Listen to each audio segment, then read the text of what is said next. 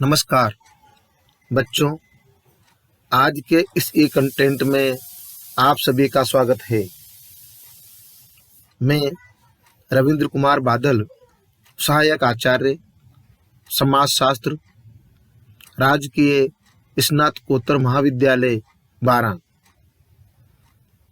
आज हम लोग बीए प्रथम वर्ष प्रथम प्रश्न पत्र समाजशास्त्र के सिद्धांत के अंतर्गत एक नया अध्याय शुरू करने जा रहे हैं, जिसका नाम है सामाजिक गतिशीलता। इसको अंग्रेजी में सोशल मोबिलिटी कहा जाता है। तो प्रारंभ करते हैं। बच्चों, सबसे पहले हम लोग सामाजिक गतिशीलता का अर्थ एवं इसकी परिभाषा के बारे में आप लोगों को समझाएंगे। बच्चों, किसी व्यक्ति अथवा वर्ग का अपने सामाजिक ढांचे में अपनी योग्यता अथवा इच्छा के आधार पर एक सामाजिक स्थिति से दूसरी सामाजिक स्थिति को प्राप्त करना सामाजिक गतिशीलता कहलाता है। और यह गतिशीलता की प्रक्रिया सामाजिक परिवर्तन का ही एक रूप है। इसके बाद कुछ परिभाषाएं समाजशास्त्रियों के अनुसार। सबसे पहले बोगार्डर्स के अनुसार सामाजिक पद में कोई भी परिवर्तन सामाजिक गतिशीलता है। दूसरे समाजशास्त्री है फेयरचाइल्ड के अनुसार सामाजिक गतिशीलता से अभिप्राय प्रायः व्यक्तियों के एक समूह से दूसरे समूह की ओर गति से हैं। अगले समाजशास्त्री है सोरोकिन के अनुसार सामाजिक गतिशीलता से हास्य सामाजिक समूहों तथा स्तरों में किसी व्यक्ति का एक सामाजिक स्थिति से दूसरी सामाजिक स्थिति में पहुंच जाना। अगले समाजशास्त्री है मिलर और बुक।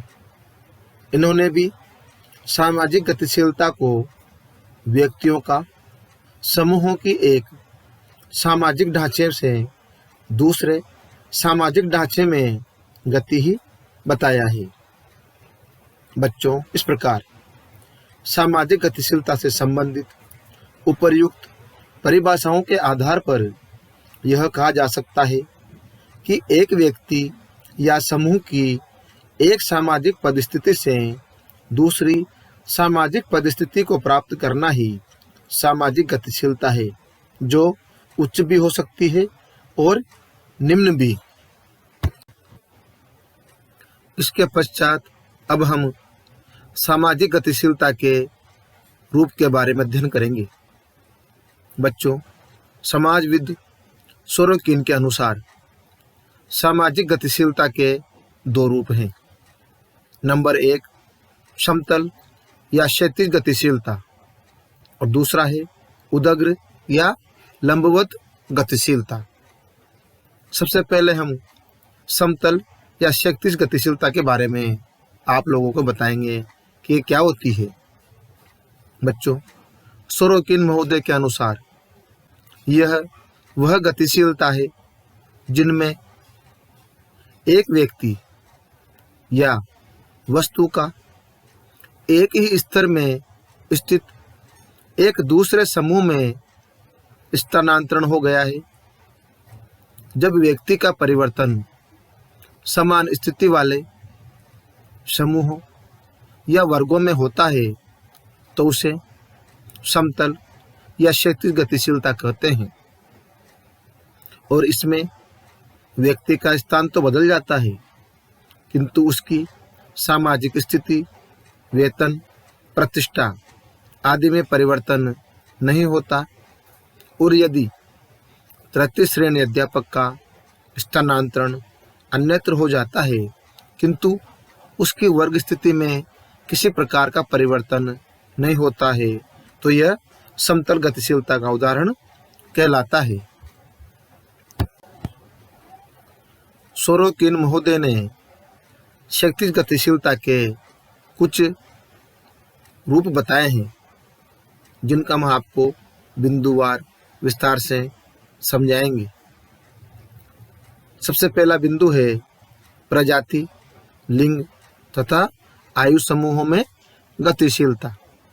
बच्चों, प्रायः प्रजाति, लिंग व आयु समूहों में परिवर्तन नहीं होता है, परंतु जब इन समूहों का विकास सामाजिक वर्गों के रूप में होता है तो इनमें समतल या क्षैतिज गतिशीलता का होना संभव है। अर्थात जब समान स्थिति वाले आयु अथवा लिंग समूहों में आना जाना प्रारंभ हो जाता है तो समतल गतिशीलता होने लगती है। दूसरा बिंदु है व्यावसायिक गतिशीलता। इसके अंतर्गत एक व्यवसाय से दूसरे समान व्यवसाय में जाना व्यावसायिक गतिशीलता है। आज अनेक व्यक्ति एक व्यवसाय को त्याग कर उसी स्तर का दूसरा व्यवसाय करते देखे जाते हैं। तीसरा बिंदु है धार्मिक गतिशीलता, रिलीजियस मोबिलिटी। इसके अंतर्गत कभी कभी स्वेच्छा से अथवा स्वार्थवश कुछ व्यक्ति किसी एक धार्मिक विश्वास की अपेक्षा दूसरे धर्म में विश्वास करने लगते हैं, या एक धार्मिक संगठन को त्याग दूसरे धार्मिक संगठन को अपना लेते हैं। जैसे कि हिंदुओं का अपने स्वार्थ की पूर्ति के लिए ईसाई धर्म को अपना लेना इसी गतिशीलता का उदाहरण है।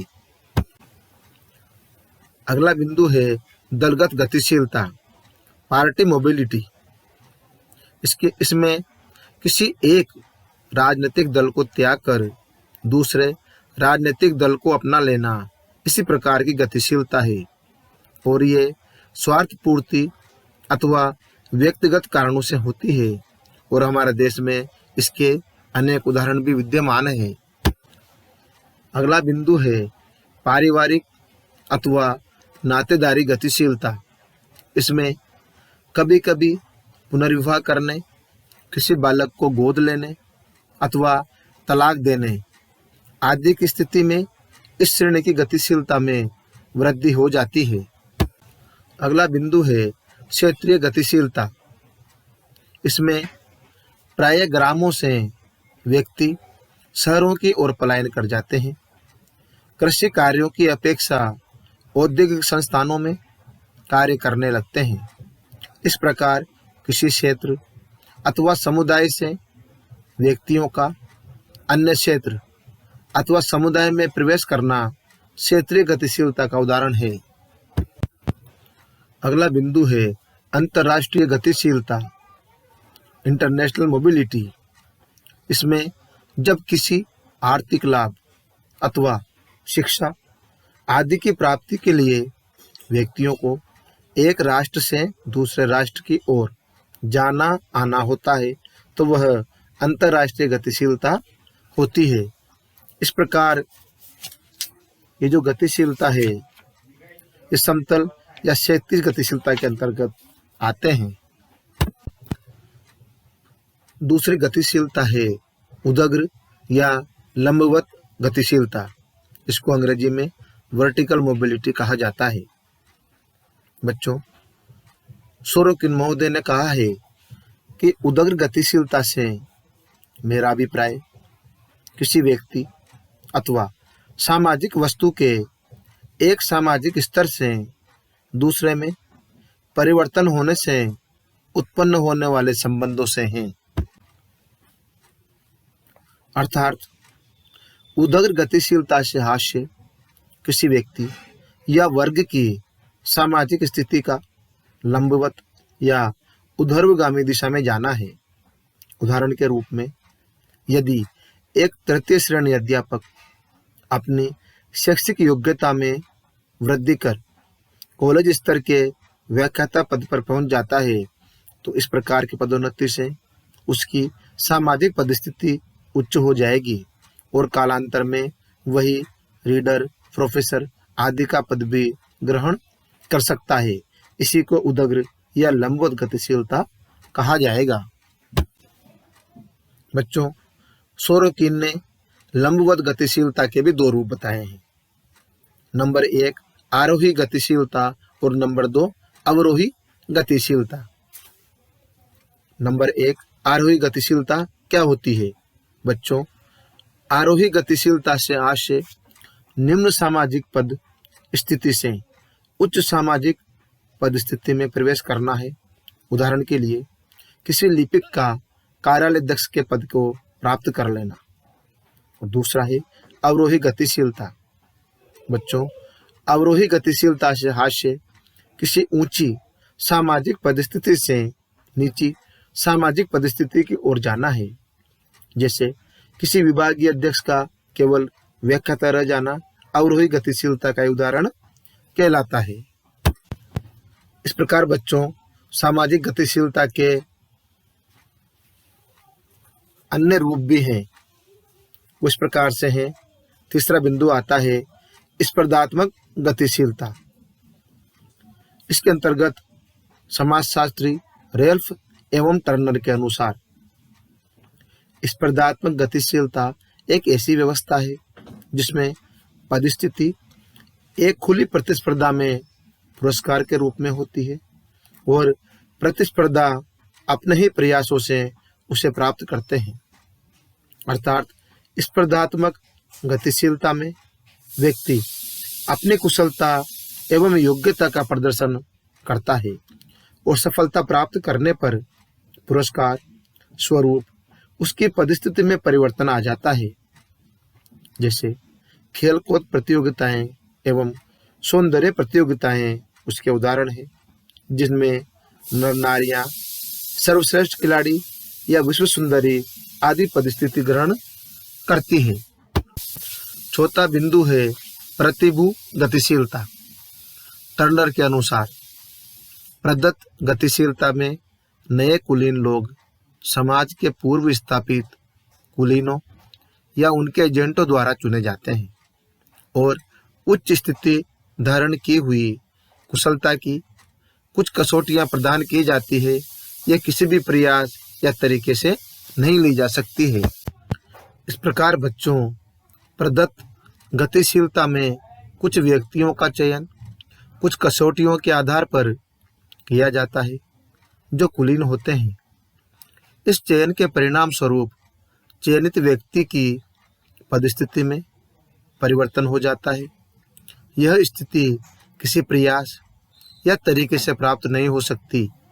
जैसे राष्ट्रपति द्वारा राज्यसभा में सदस्यों की नियुक्ति इसका उदाहरण है। पांचवां बिंदु है व्यक्तिगत गतिशीलता।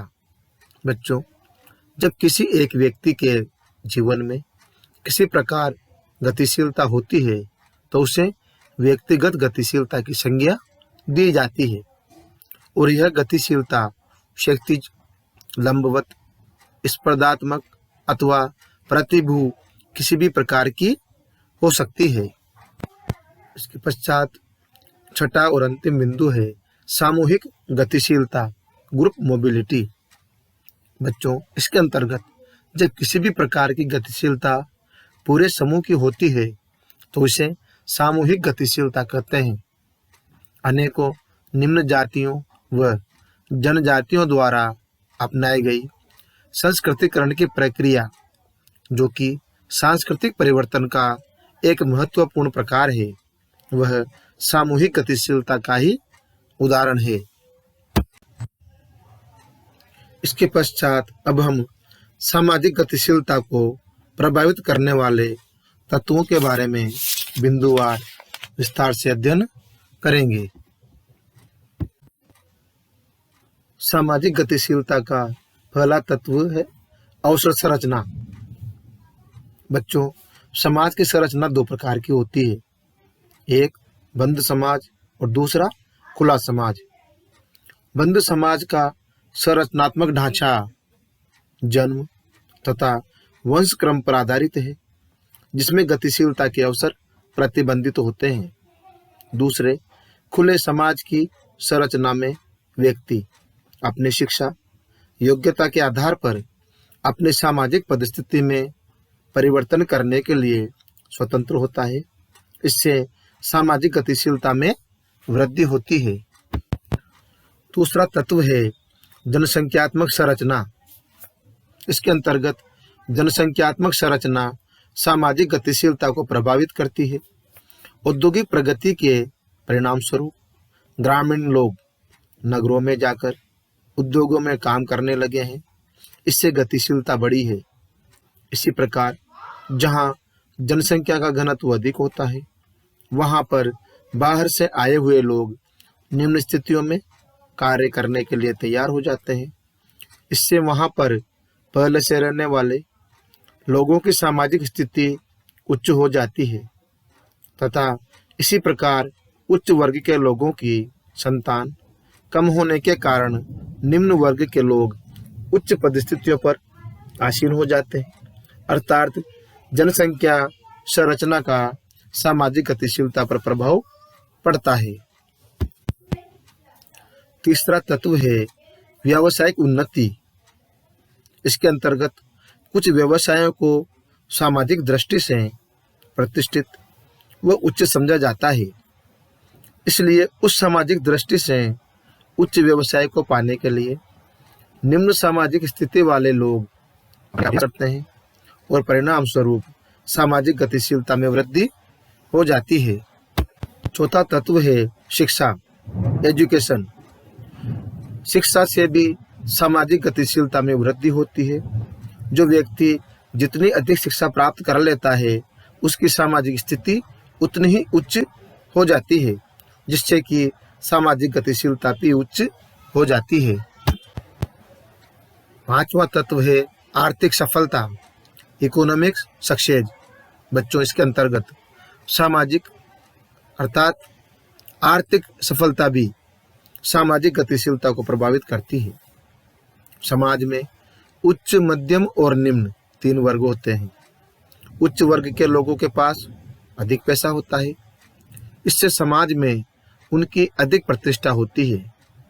इसलिए प्रत्येक व्यक्ति अधिक से अधिक धन कमाने का प्रयास करता है, जिससे उसकी सामाजिक स्थिति उच्च हो जाए। इस तरह आर्थिक सफलता सामाजिक गतिशीलता को प्रभावित भी करती है। छठा तत्व है शासन, एडमिनिस्ट्रेशन। किसी देश की शासन व्यवस्था भी सामाजिक गतिशीलता को प्रभावित करती है।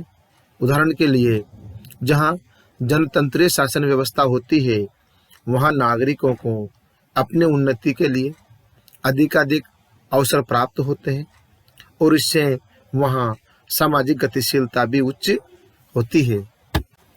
और अंतिम बिंदु है महत्वाकांक्षा का स्तर, एस्पिरेशन लेवल। बच्चों, इसके अंतर्गत महत्वाकांक्षा स्तर सामाजिक गतिशीलता को प्रभावित करता है और जिस समाज में जितने अधिक लोग महत्वाकांक्षी व्यक्ति होंगे, उस समाज में उतनी ही अधिक गतिशीलता भी होगी। इस प्रकार बच्चों, आज हमने सामाजिक गतिशीलता के बारे में विस्तार से अध्ययन किया, अर्थ और परिभाषा जानी, इसके क्या प्रकार हैं और कौन से तत्व हैं, इनके बारे में हमने विवेचना करी। आपको जरूर समझ में आया होगा। सभी को धन्यवाद।